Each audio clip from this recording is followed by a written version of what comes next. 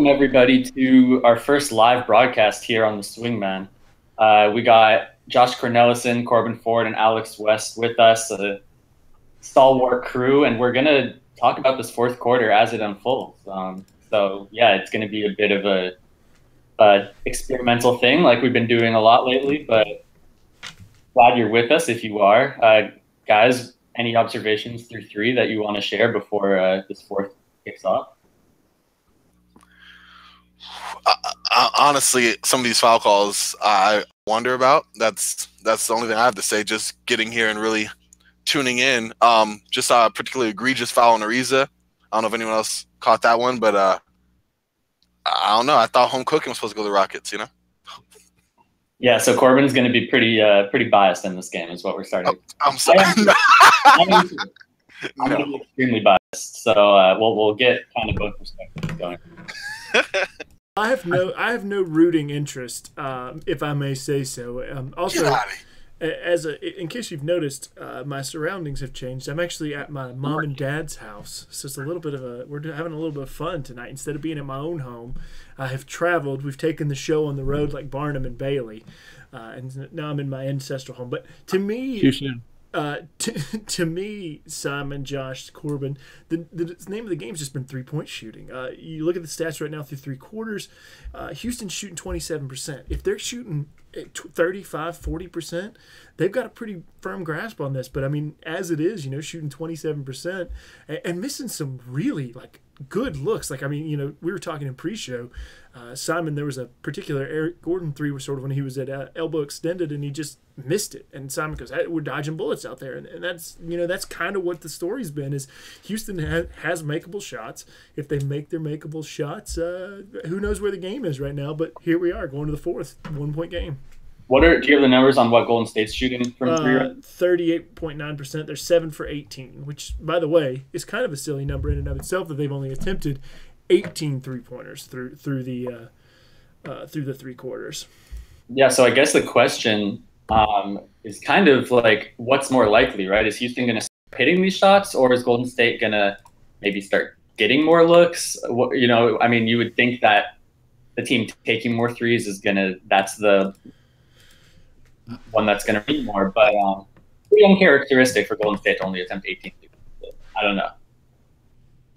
Yeah, I guess so. My fault. No. I mean, I was going to say, Simon, I think that ultimately Houston's done a really good job of limiting good three-point looks. They're sort of pushing it out.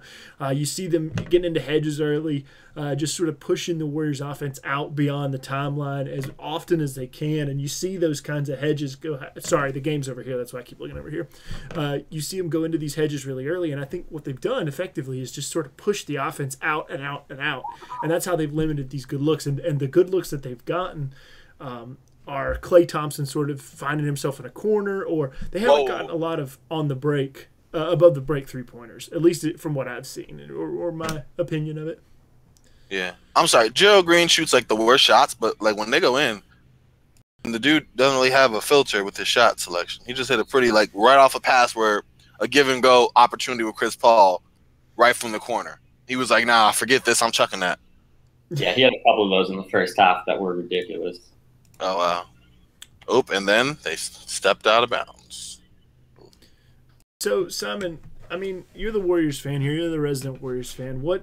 How's been your feel? I mean, take us back to Game 4 and sort of walk us through the thought process when you have the very big second quarter, you have the down third quarter, you sort of play evenly with them in the fourth and end up losing a game that ultimately felt really winnable. How did that sort of just take off your host hat for a second, put on your Warriors hat, and talk to me about Game 4. I know I'm putting you on the spot during Game 5, but talk to me about Game 4 and just sort of what the emotional roller coaster that Warriors fans went on. Yeah, so I think most Warriors fans did not have the feeling that most people seem to have outside of Golden State, which is that the game was over when they were up 12-0, and then it was over again when Steph had 17 in the third. And that's kind of been a general theme this series, is that Warriors fans seem to know that this team is a little more vulnerable than I think the general public does. And so, Houston coming back. Oh, my God. Sorry. Sorry. It's What live. about It's what gonna about here? Don't be. I think we should give precedent to the game. All right, Corbin, walk us through it. What happened? I mean, Chris Paul, they were trying to set like a double screen on Chris Paul's man to get, the advantage off of David West. Chris Paul came around it, obviously went for like a foul calling three type deal, and he ended up just making the three like from deep. It's coming, man. That was so. They obviously trying to attack the David West matchup, but I think he was clearly just trying to go for the foul call, and he just happened to make the shot. To give you the did y'all see that? To give you the breakdown on what is happening for us, Corbin is the furthest ahead in time. Josh is behind him, and then Simon and I are about 30 seconds behind in game time. So what you have is you get to sort of watch it in all facets of the game, and you're probably 10 seconds behind us because of the stream. So you're watching the game in like 4 different time zones right now, which we appreciate. But that's 0 for 7 in the first half for Chris Paul, 6 for 8 in the second, 18 points in the second half. Just what Simon was taking out. He's going hot. The second three like that he's hit in this half. That one's actually a little less wild than the last one he hit. Really? Yeah. And now he's trying to cross. Ooh, just putting. He make that. I'm done. I'm sorry. All right. Hey, Corbin, can we get a Twitter poll up? Has the biggest development of this game been the Rockets' defense or the fact that J.J. Watt is like 6 times larger than Justin Timberlake? It's not just larger. It's wider. He's wider than. He's massive. He does not look like a person. He's so wide. By the way, great point coming off YouTube. Lance Robertson, great writer, works for the 94 Feet Report. You may have heard of us. We're kind of a big deal. But Lance said that Gordon being aggressive, he thinks that that's a really big difference, and I totally agree with that. Gordon seems to be that player who can carry the spots when they really need it. Like Gordon can be the guy who can carry them for those little stretches where they really need somebody. And when he's aggressive, it just sort of changes the whole dynamic of Houston's offense. And they seem to be a lot more adaptable and a lot more able to score on what is still a good defense, even as undermanned as it is. It is still a good defense. All right, guys. So I just saw Clay hit that three. We're at 81-80 timeout, 8:08 left in the game. I mean, this game is by far the best game of the series we've done. Last game came down to the wire, but this one has been, besides Houston's strong first quarter, really tight throughout. What are you looking for here down the stretch in terms of, I don't know, adjustments? Things like, again, the shooting changing. Golden State starting to heat up a bit. They're also getting more attempts off, like we kind of alluded to. What are the keys to these last 8 minutes, guys? Okay, I'll tackle this one to start with. I think that Kevin Durant said something that we sort of universally panned last week, and it was that, or a couple of days ago, when he said that Golden State comes out and they don't really go up; they just sort of play at the same level the whole game, and everybody knows that. Come on, they play better in the third quarter, and everybody knows that. But one of the interesting parts about that is that Golden State does perform at an incredibly elite level, and teams do have to match it. And I think that that's what happened in Game 4 was, it was a low-scoring game, and we know that's how you have to beat the Warriors if you're going to. You have to keep the score in the 90s. And then, B, they just sort of matched that intensity. And I think whoever wins down the stretch of this game, it's going to be that team that can just play at a higher level for longer. Now, ultimately, I would probably say I think the Warriors are going to win this game. They have more dudes, but Houston has proven me wrong twice, and continues to overachieve what I think their talent level is, or relative to their talent level.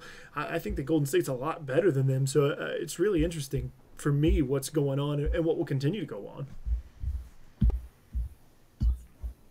I think that if Houston tries to close down the stretch with Tucker at center, we got to see if Golden State can take advantage of that and kill them on the offensive glass, because when you've got KD and Clay and Steph out on the perimeter, getting an offensive rebound and just shoveling it out for an open three, like that's going to be easy offense. And so if PJ Tucker can hold his own and Houston can kind of keep that an even battle on the defensive glass, then I think Golden State loses there.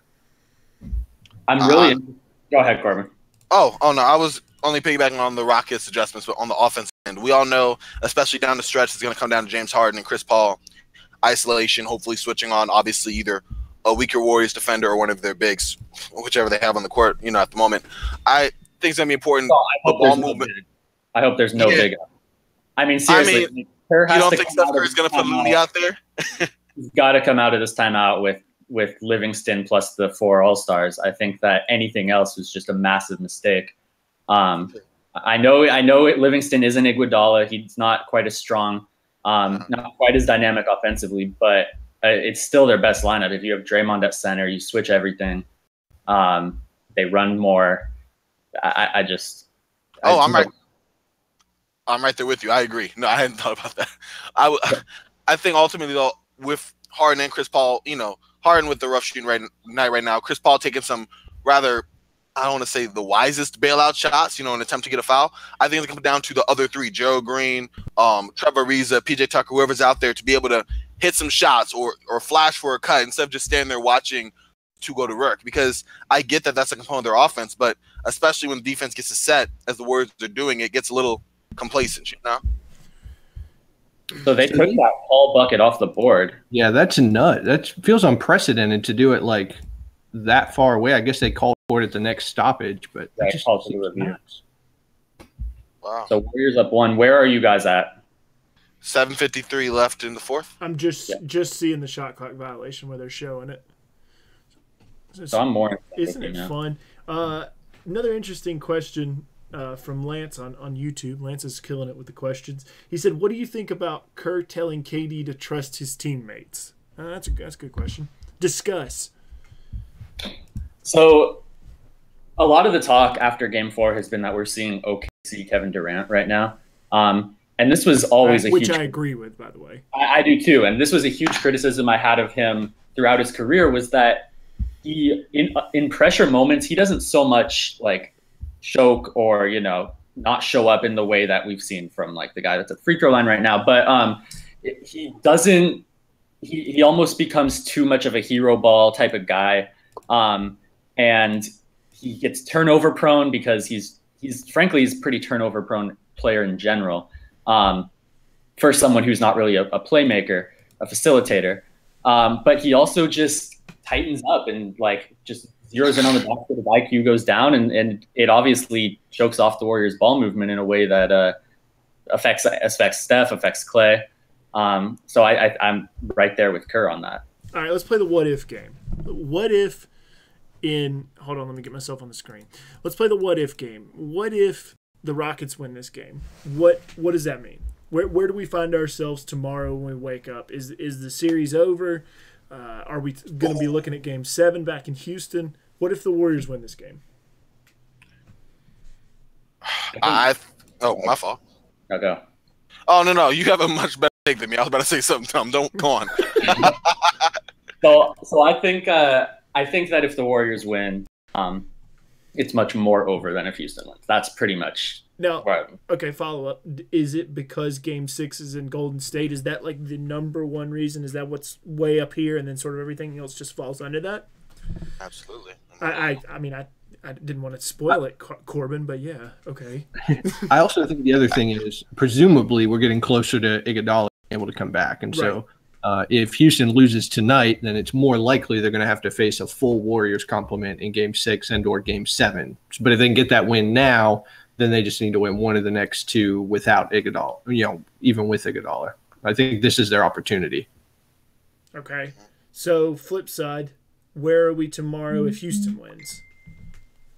So I think Golden State's right in it if Houston wins, because they have Game 6 at home. They're going to be favored there.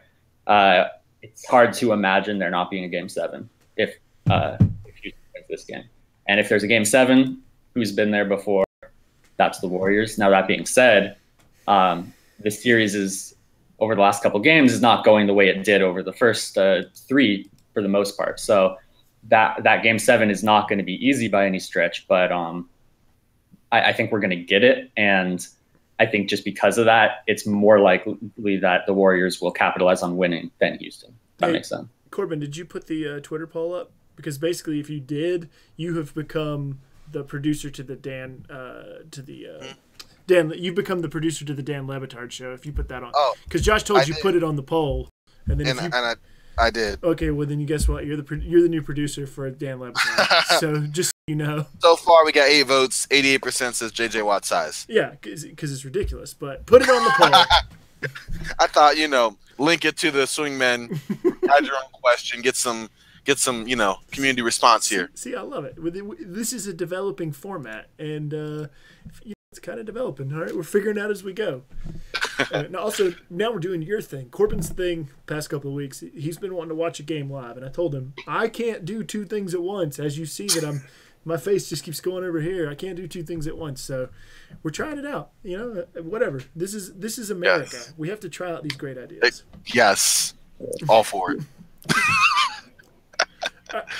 How much does Andre Iguodala affect this series to you guys? Like, Andre Iguodala is a great defender.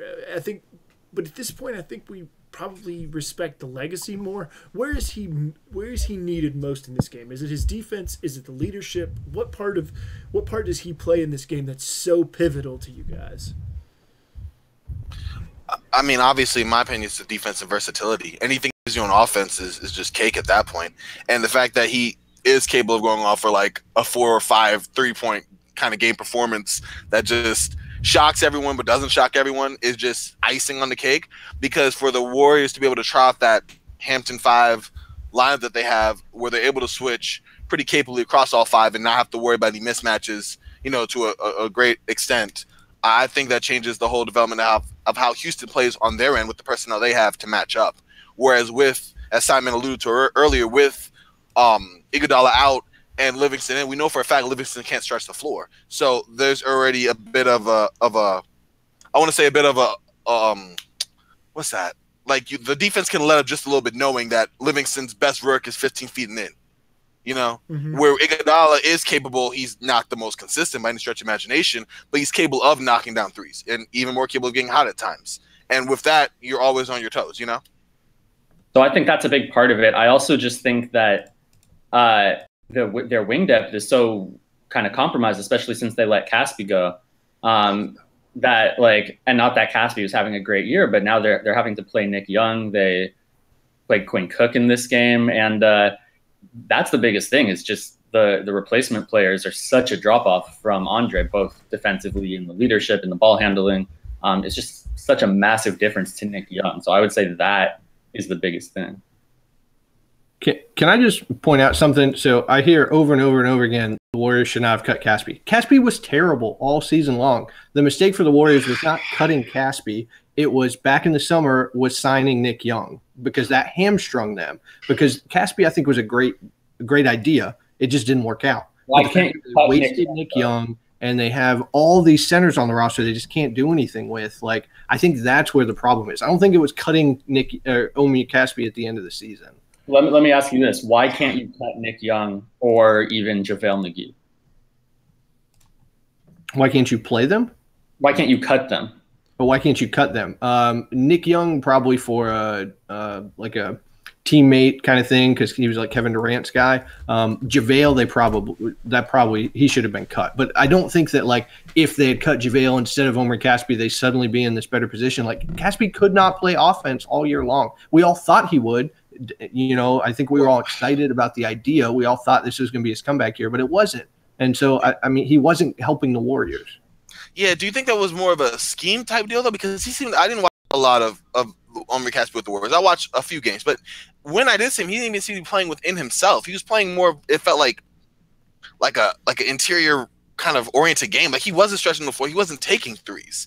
And also to go with Nick Young, he was cutting like all over, and he was actually finishing at a pretty awesome rate. I think his true shooting percentage was like up there, like 60%-ish. It was a different style of play, but it's not his game. I mean, it's just a dimension to add to it, but not to take away from why they signed him, which I'm sure you and all of you have already kind of discussed during the offseason, was for his added shooting. And I feel like Looney or one of the other bigs would have had to get cut, only because, as you mentioned, Josh, with KD and Nick Young being the guy on as far as teammate relationships, JaVale and Nick Young also have a pretty good history. And also, you know, they signed Nick Young with the potential shooting, anything he would add, a hot night, as well as, you know, chemistry on that end. So I figure you have a glut of bigs that you're not really going to be able to play at all times. And with the way that, you know, the young big you just acquired has been playing for just a second-round draft pick by Looney, you know, in my opinion. But like I said, I don't really watch the Warriors with that close an eye, so this is really just a fan's opinion. So there's something else about this that is interesting, and it's sort of tied into to Looney, and when they didn't pick up his option. Like, there have been a couple of little things, and Lance said on YouTube that he thought that overconfidence was the Warriors were a little bit overconfident. They said they signed the Nick Young. They made the Nick Young signing and thought, like, we got this. We've got and if I'm taking you out of context, Lance, then please correct me. But that seemed to be your context, was that they thought they had it in the bag, and then they ultimately depth sort of caught up to them. But the interesting thing is there have been a few little things for an organization with Bob Myers, with Joe Lacob, with Steve Kerr, that has been really, really incredibly effective at managing their personnel over this entire run. All of a sudden, just a few little interesting tidbits. And Josh, I'm sure you can speak a little bit more to that. Looney not picking up the team option, which ultimately is going to cost them Looney during this offseason because he's going to be a free agent. But I think that there's just been like a couple little things that are weird. All right, guys, let's focus in on these final minutes here. Don't know. Again, we're not really in sync, so maybe we'll just let people that are watching the stream watch the game, and we'll sprinkle some thoughts in. But right now, we've got a tight one. Houston's up 6, at least where I'm at. So yeah, and Kevon Looney rocket killer with the alley-oop. Yeah, I was going to say that was after noted all-star defender James Harden picked off the pass and went for the dunk. So you mean the perfect lead pass that set him up? That was a great touchdown. That was like Tom Brady to Randy Moss. I mean, he just put it right in the pocket there for James Harden. You're right. Yeah, it wasn't even him with the pick. That was like, did y'all see, and this is a total aside, but thing about the dunk with LeBron and D-Wade, and D-Wade said that the one picture that he wanted signed by LeBron was that alley-oop that's kind of immortalized, and Mario Chalmers went on the comments and said he made the steal. As it turned out, NBA Twitter did the research, he wasn't even on the court. That was this moment. That is one of the all-time great photos, though. The photo of Wade as he throws the alley-oop with LeBron dunking behind him. That's like one of the all-time. Like that's like Bird and Dr. J choking each other. There are just really iconic, great pictures, and that's definitely one of them. Big board. That was horrible. Yeah, right. Yeah, and still can't get a 3 to go down. And Looney still can't stay Chris Paul. Well, how much of a difference do you think, Corban, since you're not as invested in this as the other two are, I can talk to you for a minute. How much of a difference do you think Andre Iguodala makes? I mean, do you stick him on Chris Paul? Is that what you do with him in this late of the game? I mean, I think he would definitely take that Looney matchup, and I think he would do a much more serviceable job on Chris Paul. I mean, obviously Chris Paul just has a treasure trove of moves and feints, but Iguodala, we see he's an accomplished defender, and I think that would be the matchup. And I think you would honestly, who would be in your opinion their best option on Chris Paul aside from, I guess, Klay Thompson on the Warriors? Because would you trust Kevin Durant on him? On Chris Paul? I mean, just in general, of available Warrior defenders for Chris Paul. This is a question I actually wanted to ask you, Simon, for a while now, because you watch the Warriors like intently. But obviously, matchups being what they are, what would be the most ideal? And this is aside from Klay Thompson, who obviously would stick him in a perfect world. Yeah, so outside of Klay, I'd probably want to see Andre on him. Okay. That's not possible right now either. I honestly I almost would want to see Steph there, just because I want Durant in other locations. And Steph hasn't been, terrible against Paul throughout his career. He's kind of been able to stick with him a little bit. It's one of the few guys you'll see him guarding that he actually has size to guard. So I think that's, not their best defensive option, the one that kind of makes the most sense. I feel you. But yeah, Houston's gonna, every time they do that, they'll run a 2-man game and switch him right over to Harden. We haven't seen it this series because that's the matchup Houston wants. True. Alex, I actually had a question right back at you. This is a very, very, very blind comparison. But would Andre Iguodala be to the Warriors with Marcus Smart to the Celtics? That was a both eyes closed, just right from. That was you called your shot. I did. I think that Marcus Smart Marcus Smart is not your starting point guard on any guard, but I spend every game, and particularly game 4 was pretty egregious for this. Even though the Celtics were never really in the game, there was a stretch at about 4 or 5 minutes to go where they took Smart out of the game. And in that stretch, it went from a 7-point game to a 12-point game or something like that. And just sort of sealed the game off from where the Celtics could never get back into it. And that's kind of what I feel about Smart. Is like Smart is a dude who he's hard to quantify, but if you watch enough Celtics games, you see over and over and over consistently he's making the most important plays. Go back earlier in the year when they played Houston, he draws the 2 charges on Harden. Go back to the first game that they played against Golden State, he really just rattled Steph Curry, the one in Boston. So this is a guy who consistently does the same things. Now, for me, it's hard to make the comparison because I don't watch the Warriors as much as I watch the Celtics. So because of the nuance of somebody like Marcus Smart and what he brings to the game, that it's very hard to statistically quantify what Marcus Smart does. I don't know. I mean, I would say that Iggy is a really, really good defender. I'm not sure he's disruptive off the ball. I'm not sure he makes people work as hard. Not because I don't think that he does, but honestly, Corban, just because I can't speak to it, because you got to watch every little minute of every little game to just sort of pick up on those things. Sure.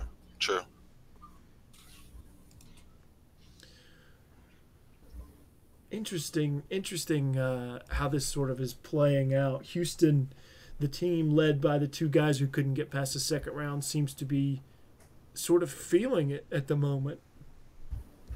They're showing more composure, in my opinion, minus some tough Harden shots.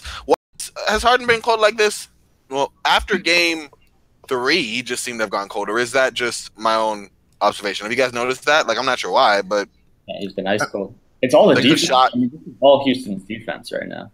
I think it goes back to the rest factor. I mean, that's why James Harden, he has these explosions, these 40-point games in game 1, and he just kind of gets worse as the series goes on. I mean, it's been every other day for the last 3 games. I just think he's wearing out. I mean, he plays a certain way, but also I just don't think he has the body type where he can just go, for 42 minutes a game and then, 36 hours later do the same thing. Like, I just don't think he's built for that. And I honestly, that's why I think Chris Paul is definitely their best option down the stretch. And Harden is built like a tank. Like he's all muscle. He's just a big guy, and I think ultimately between that and having his jersey mounted at a strip club out at 1 a.m. every night.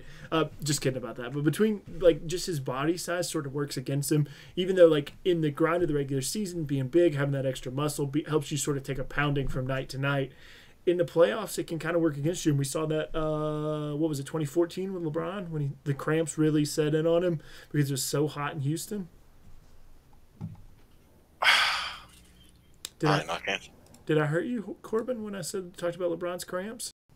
I mean, that I was like vaguely looking at the game while hearing that, and it just touched me. And yeah, it was like attacking your foot. Like, well, don't uncalled for. Don't worry. I do want to get to the upcoming game 6 tomorrow night. I don't think I've forgotten. I obviously a green Celtics shirt underneath that fancy jacket would lead me to believe that's been on your mind at least sometime today. That made the trip.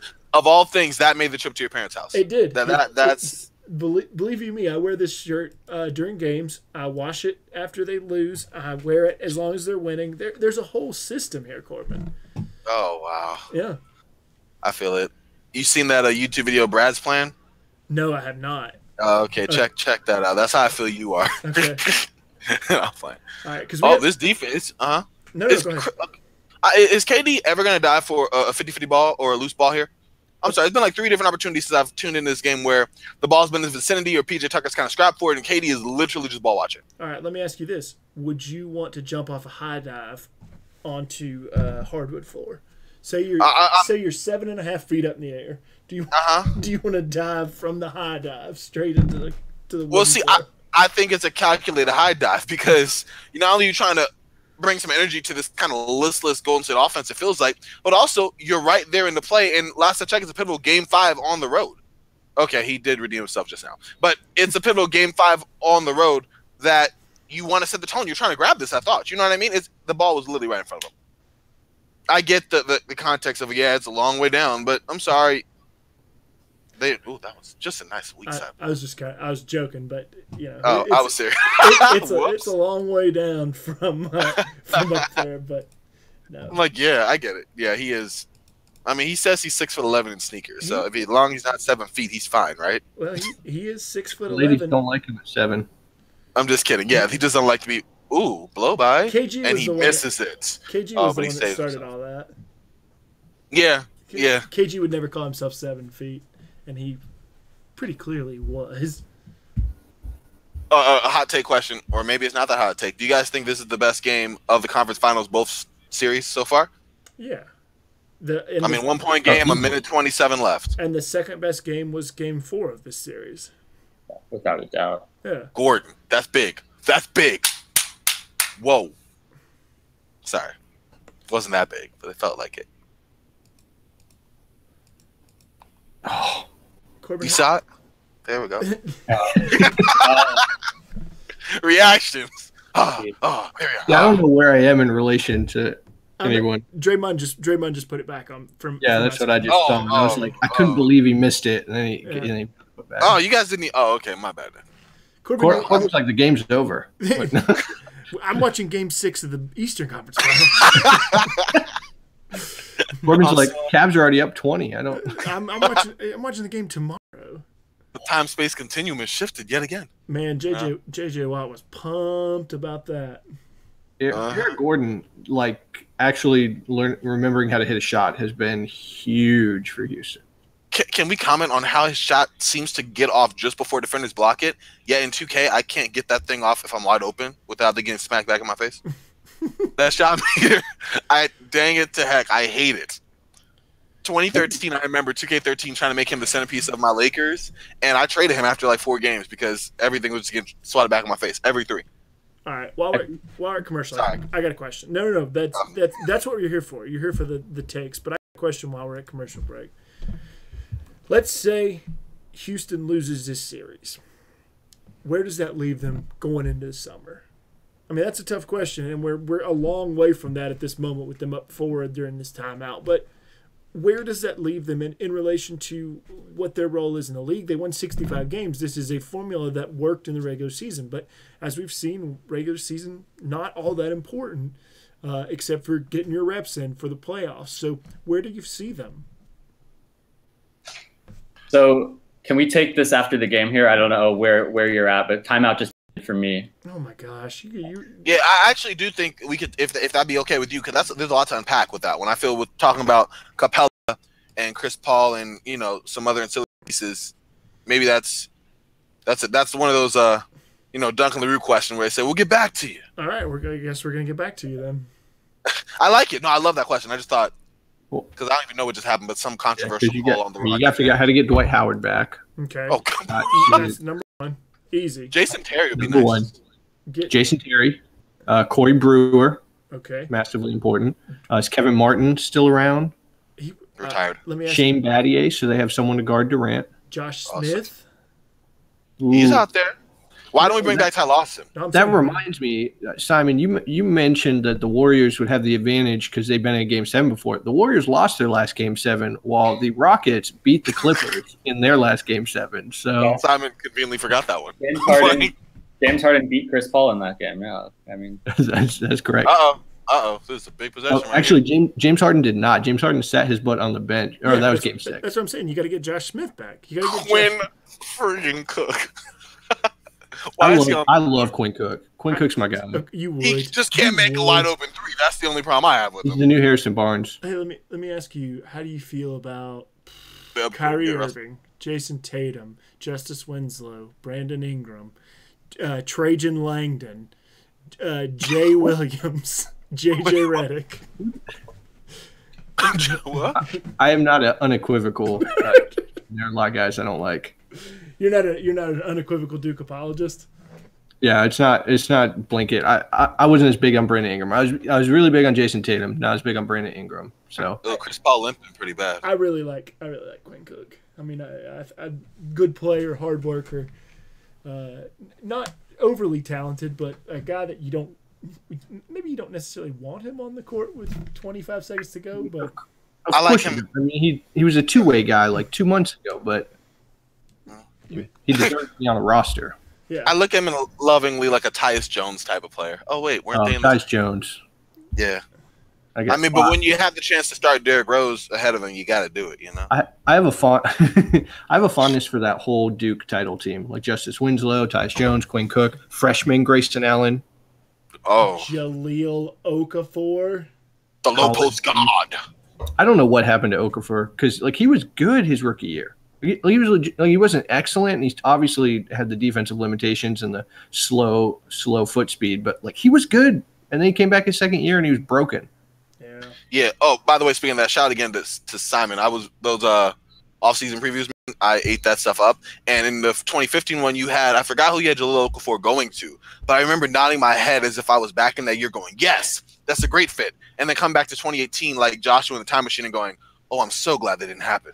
You know, I probably had him going to Minnesota. I think that was it. And I was like, really yes. high on him. I was higher on him than Towns. I'll admit it. I'm not one of these people that's gonna bury my bad takes. Rockets. Oh God. Oh. Okay. Well, I'm all right. I'm not even talking to you guys right now. I got to see this. Okay. Sorry. Signing off. Let's just say there's 10 seconds left. It's a 1-point game. Corbin, let me ask you something. Do you know who that dude was sitting next to Chris Paul? Does anybody know who that dude was in the sports jacket sitting next to Chris Paul? I thought it was his brother. Was it? I don't know. I think it was his brother. Okay. He was shown a couple times talking trash to KD earlier in the series.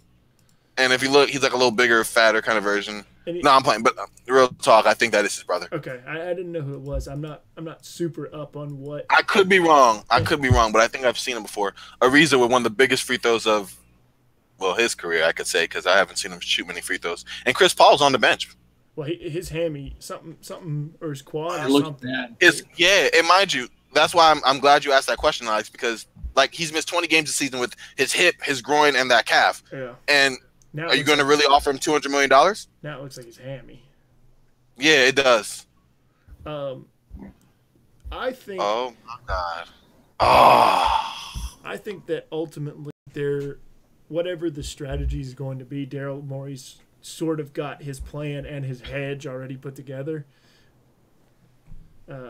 Because I think that giving Chris Paul, whether it's a team-friendly deal, whatever, next year, 2 years, 3 years, something like that, but giving him a full 5 max is just... But do you think Chris Paul's going to go for that after having lobbied so hard for the over 38 rule? I'm sure he didn't do that with future generations in mind. I'm pretty sure he wanted to cash in on that himself, right? Absolutely. But would you give that to him? Yeah, Golden State in the same position as Game 5 now.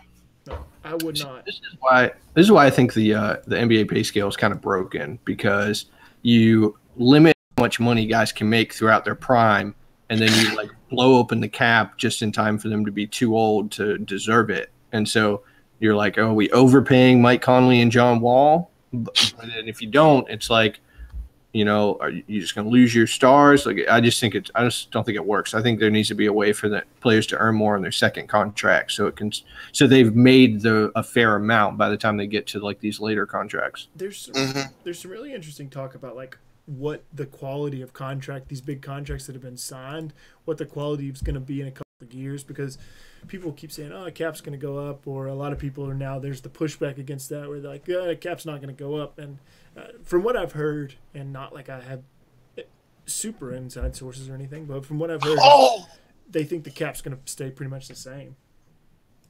So that it should be interesting how they sort of go about it, because that Russell Westbrook $46 million contract in 2022 or whatever, that's a... Oh my gosh. And only the way Golden State could do it. Oh, why did he have the ball in the first place? Why take your ass off the ball, Draymond? The 17th turnover of the game for Golden State, literally 3 possessions these last 2 games with the chance to tie have just been. And Eric Gordon is just ice the whole series from the free throw line. Whole series. Wow. I feel. Does anyone? Matt Moore was saying something about how that hamstring won't ever leave Chris Paul. Like that's like his like career long problem. Has that really been? I remember it being a problem in the Clippers game. I mean, when he was with the Clippers, that one series against the Spurs. But is that really like a thing for him? I mean, I have I heard. feel ashamed asking that. I have heard that that's a really hard one. That hamstring. I mean, this is totally random, but hamstrings basically ended Emmitt Smith's career. So I mean, that's a very weird thing. But like they become chronic issues that after a certain amount of damage has been done, or I don't know. I'm not a muscle doctor, but I've heard that it's just sort of builds up over time, and ultimately, like your hamstring gets better, but only to a point. Wow. It's crazy. That was crazy. That was crazy. Wow. All right. We've gone final. Now All right, guys. Let's talk about where this series is. Simon, I know it's tough. Sorry. I'd like to apologize to you and to Chris Josh. Paul's walking. Chris Paul's walking. He's walking? Yes. I mean, CP is where we have to start, I think, honestly. I mean, Houston winning this game is obviously massive. They are favored to win the series at this point. If Chris Paul is unable to play or unable to be anything like he's been, I don't know if that's necessarily true, even though the Warriors have to win 2 games. Paul has been unequivocally the difference in these 2 games that have come down to the last possession. So yeah. All right, I'm gonna dive into the gambling side of it and see what the new lines are, and get back to you on that one. So somebody take over running. I agree right with Simon, because that drop off from Chris Paul being the primary creator. Wow, James Harden went 5 for 21 from the field. Wow. I mean, Chris Paul covers for that, and you go from that drop in playmaking, it would be very, very real. All of a sudden, we're looking James Harden last year. Is that too much of an exaggeration to make? So I think that Chris Paul was excellent down the stretch. It definitely, like, watching the game, that's what it felt like. There were, in effect, like 7 Rockets that played significant minutes. The only one with a negative plus minus was Chris Paul. He was negative 13. Oh wow! Wow. Like, that doesn't make any sense watching the game, but that's what happened. Yeah, the eye test and the numbers never lie part. Wow, the numbers never lie. I mean, now we got 2 they've just gotten bottled up for now 2 straight fourth quarters, really 2 straight games, 92 and then 94. That's just like completely unheard of. Did, like, I don't know, 8 months ago, 10 months ago, did anybody think that we'd be like 1 game away from neither LeBron or the Warriors being in the finals? I don't think so. I would. You don't want to hear what I was saying on the 94 Field Report podcast when the Cavs got Isaiah Thomas. So hey, Corbin's sweating because he put like $10,000 on LeBron in the finals or something. So. Oh yeah. This outcome right here is the best thing for LeBron, though, right? Houston win. Oh, Houston winning? Yeah. I don't think LeBron's winning, so it doesn't really matter. Right, but if LeBron is going to win a title this year, it has to be. This is the year. It has to be against Houston. Yeah, for sure. Because I don't think there's a way, and I guess it's another conversation, that Cleveland can get better next year from the. They obviously, there's moves that can be made, but at this point, Cleveland autopsy is in the future. All I'm saying is this would be the time, as you said. With the Rockets team, though, that I'm not entirely sure that Cleveland, if they bring that same team over, right, and you come with a Rockets team that just, let's say in theory they beat Golden State, they just hold KD, let him have his numbers and take out the rest of the Warriors. Now your job is that much easier by just taking out LeBron. If George Hill isn't going to go off against Boston, I doubt he's going to be able to get into a up and down shooting match with Chris Paul, Yeah.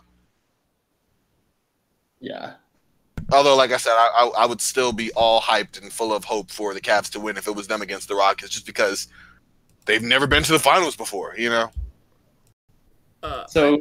Yeah, go ahead. No, go ahead, Simon. You go ahead. No, you go ahead. All right. I already put you on camera. You go ahead. All right. I just want to let's break down what we just saw here a little bit. So, Golden State. I'm looking at the box score now. honestly, with the game up and with our show going, I wasn't really looking at the numbers throughout the game. They scored 4 bench points. Jordan Bell had a putback dunk in the first quarter, and Sean Livingston went 1 for 3 from the field. I don't remember what his bucket was. So that's it. And then Kevon Looney gave them 4. I think what you have here is the worst of all worlds for Golden State, just in terms of a box score, because you're looking at it. Here, I'll just throw it up on the screen so we can all look at it together.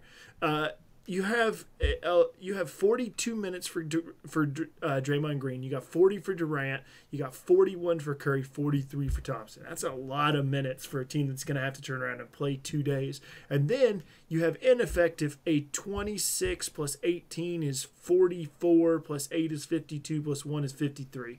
You've got 53 out of 240 minutes that are almost entirely ineffective.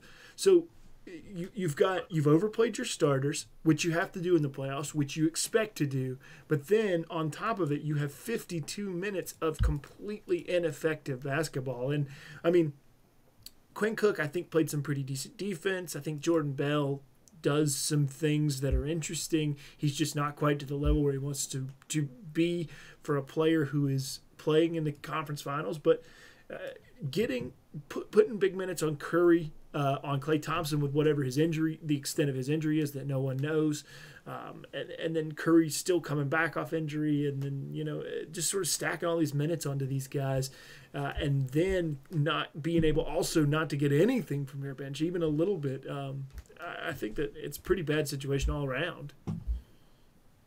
Yeah, and just compiling that, I mean, so what I said going into this series with the Warriors, but one of my biggest keys was like, how much can the Warriors get away with this being a 6-man, 7-man series, right? And that's true both ways, because Houston's real advantage comes when you get past, really, you could say past Golden State's top 5 is where Houston starts to have the advantage.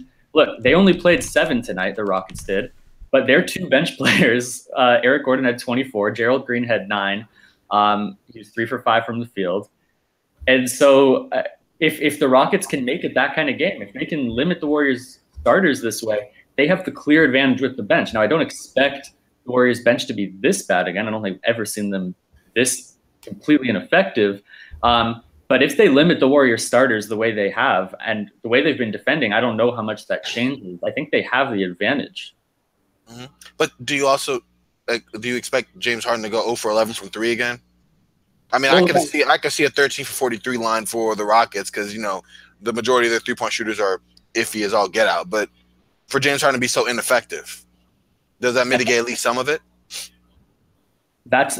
See, if he does do that again, that we're talking something different. There's so many guys who struggled from the field, though. I mean, Curry was 2 of 8 from 3. Durant, 8 of 22 from the field. He did get to the line 10 times. Klay got it going a little bit, but I don't expect to see another game this ugly shooting wise. Now, Chris Paul, 6 of 19, 4 of 9 from 3, so a little more efficient from him. I think this is probably going to be the ugliest game. I just can't see it getting uglier. Oh wow, I can get with that. Another stat here, guys. Durant, 0 assists tonight. Wow. Sort of going back to your point, Simon, on the I was messing around with the graphics on the stream. That's sort of speaking to your point of Oklahoma City, Kevin Durant, where he assumes the mantle of the number 1 scorer or whatever it is, and he sort of gets blinders on. I mean, you look at his stat line, it's pretty discouraging in terms of that team basketball. This looks like a Kobe Bryant stat line. He's 8 for 22. Oh, no. No, I'm doing it, Corban.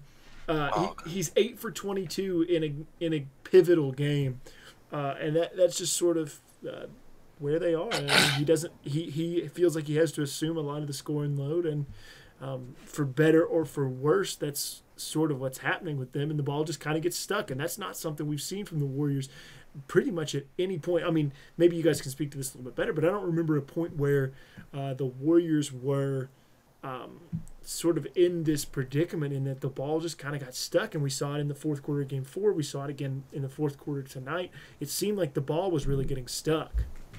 Have they faced adversity like this before, though? I mean, the last time the Warriors faced this type of, I mean, even anything close to, ooh, this might be tense, was before Durant. We saw how Durant reacted that year in OKC. So this is the first time that they're actually being kind of pushed back to their own sort of like back against the wall, and for Durant here to kind of go back to old habits.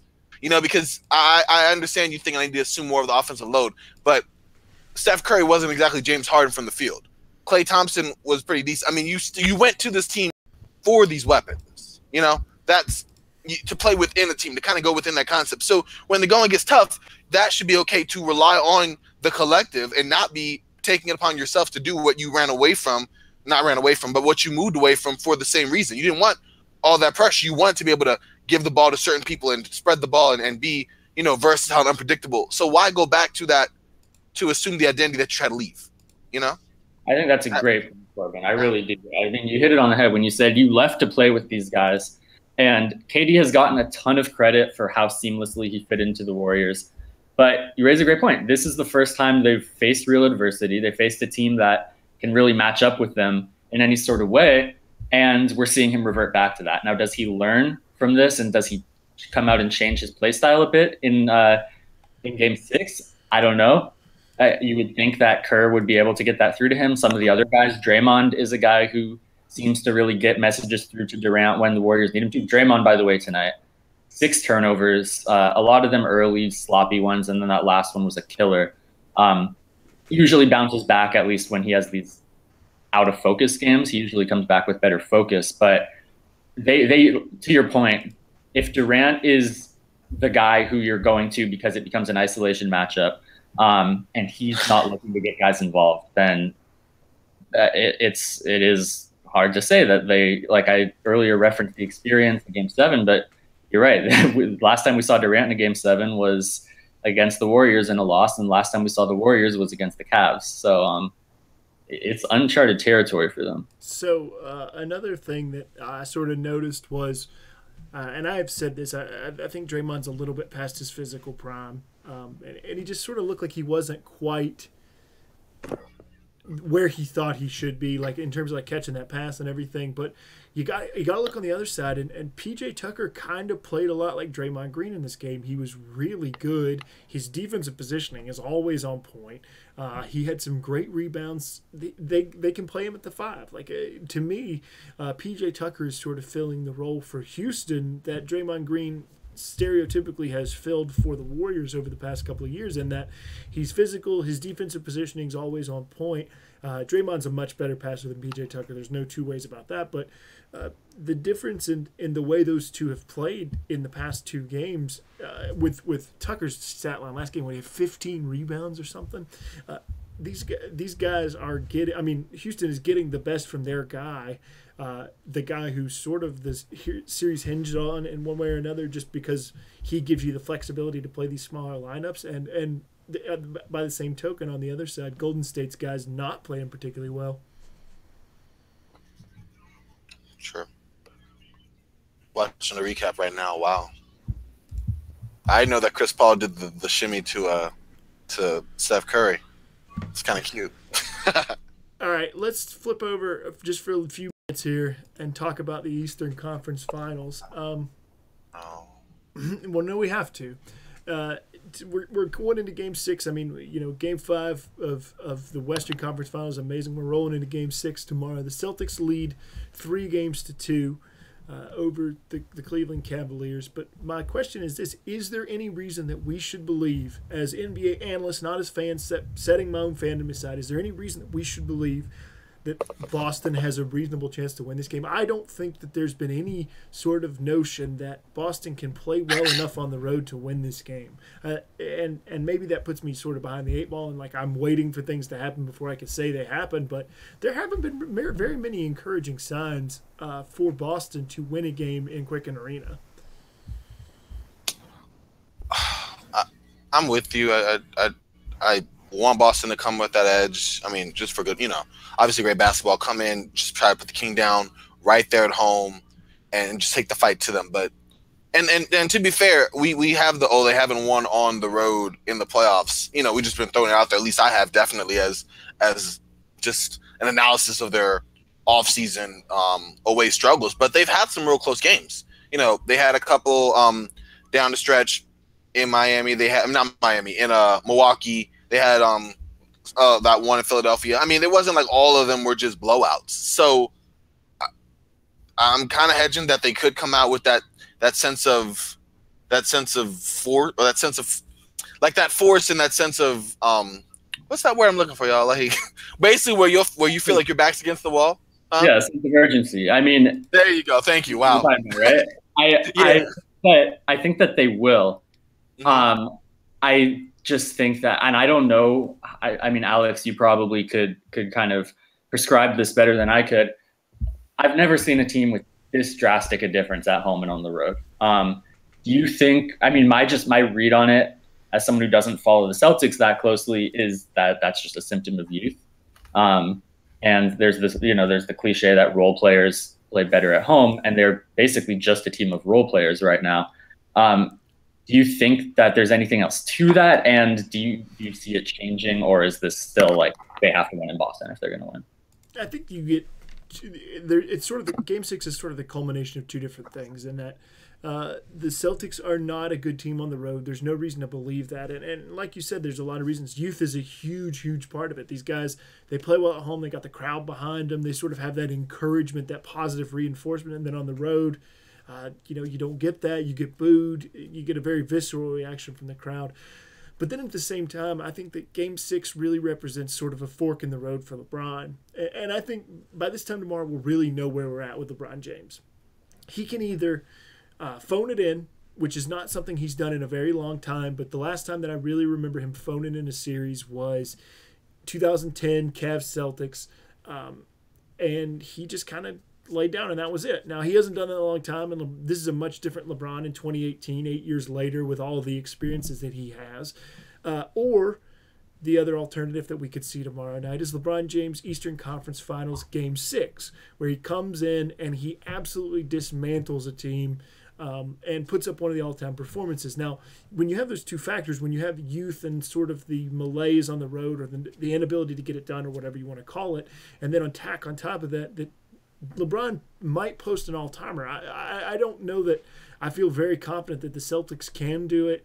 Brad Stevens is an amazing coach. He certainly can draw up some plays and get a couple of buckets, but it's going to require 4, 5, 6, 7 guys playing well to go in and get a win against a team that's, while undermanned, still, the best player of this generation is still on the court.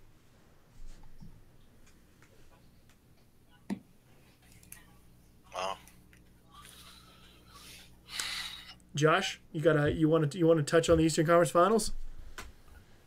Yeah, I mean, it almost seems like it's just simple. It's LeBron's gonna, come out with a fury in Game 6. Celtics will be, unable to hit a shot on the road. Then it'll go back to Boston. Like it seems almost anticlimactic, and maybe that's what will make it exciting when something doesn't go like we expected. But I mean, this series has been almost easy to chart. Like at the beginning, if we had talked about, hey, like, the Cavaliers are inconsistent and the Celtics are going to play really well at home because that's what's happened all postseason. That's exactly what's happened so far in the series. So it almost looked like Cleveland figured something out defensively, kind of towards the end of Game 2 and then Game 3, Game 4. And maybe they still have it because the Celtics didn't exactly shoot well in Game 5, but the Cavs are down in the series count and they have to play Game 7 on the road in Boston. So it seems like whatever they thought they figured out wasn't enough. And I just think that LeBron can't sustain the two-way level of play that he's been able to throughout his career. Like, it's just, he's getting older and your body just doesn't give you the same amount of incredible energy and burst and athleticism for 44, 46 minutes. Like, you just can't do that with as many minutes are on his body and as much basketball as he's played. So if that's the case, he's got to sacrifice on defense. I think that's what you saw in the finals last year against Durant. I think that's what's happening here. You had against Oladipo, against Jason Tatum and Jaylen Brown. He just can't, he can't be the guy defensively to just turn the series. And so if he can't do that because he's got such an offensive burden, there is literally no one else in the Cavaliers who can. And so I see no reason why the Celtics' home cooking won't continue, and I don't see anything the Cavs can do defensively to stop that. So it seems like it's a pretty clear path going forward. This one's going 7, and it's going to go Boston's way. So I want to throw a question to you guys, because there's been a ton of talk throughout the last few years. I mean, probably throughout NBA history, really, but I think it's really ramped up lately with this idea that home court advantage doesn't really matter in the playoffs. And we've seen Cleveland take it easy during the regular season for several years now. This was the first time we really saw that approach from the Warriors, kind of learning from Cleveland, you could say. But now both teams find themselves down 3-2, ostensibly because Game 5 was on the road. And if they even it at 3-3, Game 7 is going to be on the road. So that doesn't necessarily mean that these teams took the wrong approach, that there still might be more value in staying rested, getting healthy, all that. But it does put into question this idea that home court advantage doesn't matter. I think these series both would probably be 3-2 the other way right now if the Warriors and Cavs had home court. I would agree with that. Especially, I think circumstances come into play only a little bit because they both were taking, as you said, Simon, the season off. But Cleveland it was like they spent some time in cruise control and then other times adapting to their latest remodel. You know what I mean? Whereas with the Warriors, and obviously you know a lot more about this on their end as far as a pulse on their team than I do, but it almost seemed to me as if the honeymoon period was over with KD, and now you have the elder statesmen on the Warriors who've already been through so many long runs. Now you have KD here, and they're kind of going through that process together. You know, like I don't associate the Warriors going through all their long runs with KD since he was new to that outside of last season. But I do associate with like that clash throughout most of the games that were going on. I remember they had I don't know if it was the early game against Memphis, like in the first couple of weeks of the season or something. But anyway, long story short being, like, it felt like there was like tremors of fatigues also / Kevin Durant moments doing his own thing and just kind of getting the team together. Nick Young disappointing. Like, it was like a lot of other things I feel that led them to not be at the top. And then once you got there, Boston, I mean, I didn't think, and all credit to Alex, who we were talking about this before, once those injuries happened, Boston just kind of shocking people, just the way they've been able to be so dominant at home, but without Kyrie, without obviously Gordon Hayward, without many of their star players. You know what I mean? So it's just, as you said, home court really, I guess in that way, is a big deal because obviously if both teams had it, Cleveland's looked amazing at home, at least a lot better than they do on the road, and Golden State in that same token. But also, I don't think the entire season they were taken off because there was also some internal turmoil. I think one of the reasons home court advantage hasn't mattered to Golden State, to Cleveland, whatever, is that these series never go long enough. I mean, like the Cavaliers just mowed through everyone in the Eastern Conference last year. Like, it didn't matter that they didn't have the number 1 seed, and you would think it wouldn't have mattered this year, except, oh wait, Boston Celtics have game and they have incredible home court advantage. So I think we're actually seeing it affect LeBron and the Cavs, whether it was LeBron the Cavs or LeBron the Heat, in a way it just hadn't over the last 8 seasons.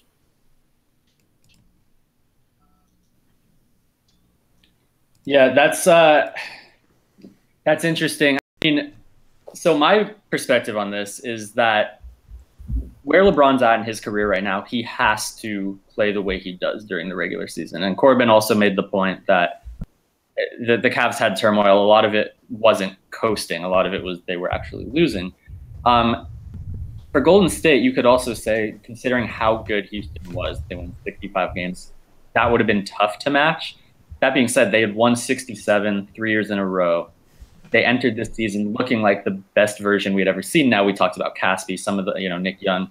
The bench players didn't necessarily deliver the same way we expected them to, but they would have certainly been at least right there with the Rockets at the end of the season with a chance to get that home court. The thing is, I also just don't think that coasting prepared the Warriors for this series, because now what we're seeing is the team, Houston has been playing this way all season, right? They've been switching everything, disciplined, seeking out mismatches, running ISOs. They all know where to be, how to play this way. Harden is a master of it. The Warriors are kind of experimenting with it right now in the conference finals. They're disorganized. They don't really move off the ball. Houston's actually now getting more off-ball movement on their ISOs than the Warriors. And a lot of the bad habits they formed while they were coasting through the regular season in order to be ready for the playoffs has actually made them less ready for the playoffs. So, again, I don't know where I stand on, like, is it worth it? Because the fatigue factor is real and it's hard to measure. But the downsides of it, I think, are much bigger than anyone really talked about until now. All right, let's we're getting pushing on midnight here, so kind of want to sort of put a bow on this. But let's talk about where we see this. I mean, this is something we sort of go through every week. Is where do we see ourselves in a week? A week from now is the start of the NBA Finals. So instead of saying where do we see ourselves in a week for Game 1 of the NBA Finals, give me your breakdown over the next 6 and 7 of both series. So the next 4 games potentially of each series. And Corban, I'm going to start with you. Where do you see 6 and 7 going to these next 2 series over the next week? I think they're probably the Western Conference series is one I'm thinking a little bit more because, as Simon mentioned, the Warriors, even with their experience being, a little iffy on these kind of closeout games, I just trust them more. As far as Boston, Cleveland, I'd already said that I wasn't going to bet against LeBron. So, but as just analyzing the game and not being a fan of bringing my homerism into it, I think Cleveland will take Game 6 by a fair margin, and then Game 7, I'm going to give the edge to Boston. I have no reason, and there has been no proof for me to believe otherwise. All right. Even if LeBron brings their game. All right, smart. Let's go over to Josh. Josh, what do you think? You told us about, we talked about what you thought about the Eastern Conference Finals. What about the Western Conference Finals? So there's a lot of things we don't know about the health of Andre Iguodala and Chris Paul right now. And so if Chris Paul is healthy, and again, we don't know that, I think that Houston could win Game 6, but I think Golden State reasonably should be favored for that game. But then Game 7 goes back to Houston, and nothing from this season, past seasons maybe, but nothing from this season suggests that Golden State should beat Houston in Game 7. Houston won the regular season series. They have won some hard-fought games in this series, and they just look like a team that was crafted to beat the Warriors because that's what they were. And so I think that in both cases, East and the West, you have to favor the home team in Game 7. Just historically, that's who should be favored. And I think that assuming Chris Paul's healthy, Houston looks like they might be the better team. And if not the better team, they've got the better advantage at this moment in time. So unless and until we hear something different about Chris Paul, I think that Houston should have the advantage. If Chris Paul doesn't play or he's limited in any way, I think the margin is slim enough that it flips back the other way. All right, Simon. All right, I'll start in the East. I have a lot more on the West, obviously. I'm going to go with Cleveland right now because I'm very confident they're going to win Game 6. I've seen, as much as I've seen Boston thrive at home, I've seen them struggle on the road, and I've seen Cleveland thrive at home. Game 7, I think, is where the youth actually catches up to them because they really feel it with that chance to make the finals. LeBron, we've just seen him every time he's had to go deep into his bag. He's pulled one out, and an elimination game is just entirely different from any other game. So I'm going with Cleveland in that game. You're my hero. Thank you, Corban. Now, in the West, so it's a lot harder for me to give a definitive answer on this because of the health, right? If Andre Iguodala played in these last 2 games, I don't see any way that Golden State doesn't win one of them. If they come down to one possession, I just think he's worth more than that to the Warriors, especially considering the bench issues we talked about. So if he comes back and we have 2 more tight games, I could see them going more Golden State's way. The thing is, if Chris Paul is now hurt, that swings it even more in the Warriors' favor, where, again, if we've seen 2 games that are this tight and the Warriors get back one of their key players and the Rockets lose clearly their second most important player, I take the Warriors. If everyone's healthy, I have to go with Houston, and this is the reason why. I think the Warriors win Game 6, and I think they're completely capable of going and winning Game 7. But what I saw from the Rockets particularly in Game 4, I expected that if the Warriors got up in this series, Houston would kind of fold. If the Warriors got up in this series, and they just haven't. They've been the more competitive team. They have folded.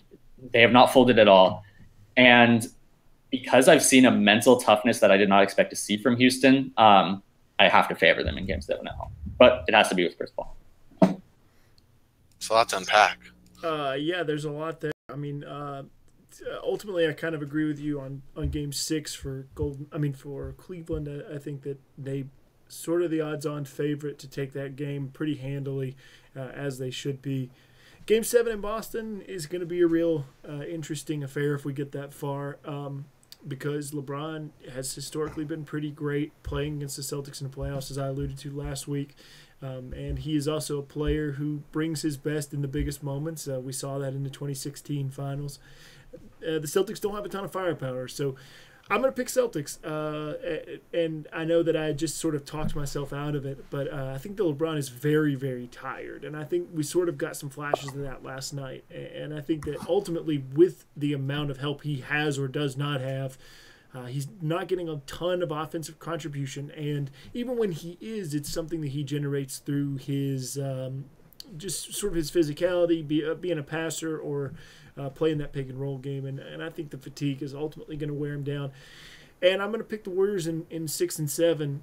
I think that they are the better team, and I guess I'll keep saying that until we watch Houston in the NBA Finals, and then I'll have to go back on it. But I do think they are the better team, and I think we're going to have a 7-game series. So it should be interesting over the next week, but my pick right now will be Boston and Golden State a week from today. All right, well, that's a great show, guys. Alex, you kind of took on the host role from me, I guess. You were suffering. You were yeah, suffering. when I'm suffering, I don't know if I can really handle the pressure. Luckily, this Game 6 and 7, if there is a Game 7, will not be on a Thursday. Hopefully we're doing this for the NBA Finals. If the Warriors are in the Finals, I think I'll be a little more relaxed. I think I'll be more relaxed if they play Cleveland again. And Wow. You want to see me have a nervous breakdown? Try that. Yeah. But great show, guys. This was a fun experiment. If we do this again, we got to figure out a way to sync these streams up so we can actually talk about the game. The technical aspect of this is just something else, man. You want to running the back end of this show is just this whole other thing. So anyway, I appreciate you guys watching, and I guess we'll see you next week. I mean, cool. You're watching The Swingmen, presented